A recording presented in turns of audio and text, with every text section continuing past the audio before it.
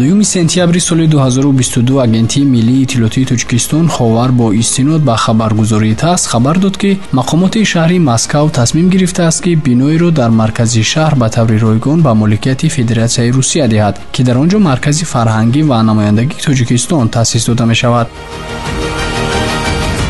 2 сентябри соли 1911 нависандаи муосири тоҷик, нависандаи халқии Тоҷикистон, узви вобастаи Академияи илмҳои ҷумҳурии Тоҷикистон, дорандаи ҷоизаи давлатӣ ба номи рӯдакӣ Сотим Улуғзода таваллуд шудааст.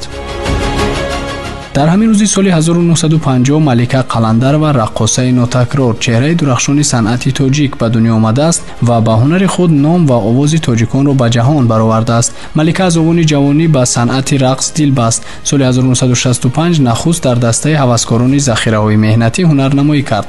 Баъдан ба ансамбли машҳури Лола роҳ ёфт ва зери роҳбарии устоди санъат Ғаффор Валаматзода маҳорати худро такмил дод. Аз соли 1993 Малика Қаландарова дар шаҳри Нью-Йорки, Иёлоти Муттаҳидаи амрико зиндагӣ мекунад. дар он ҷо ӯ мактаби Маликас International Dance School-ро таъсис дода, дар он ба духтарон ва ҷавонон рақси тоҷикӣ ва шарқиро меомӯзад.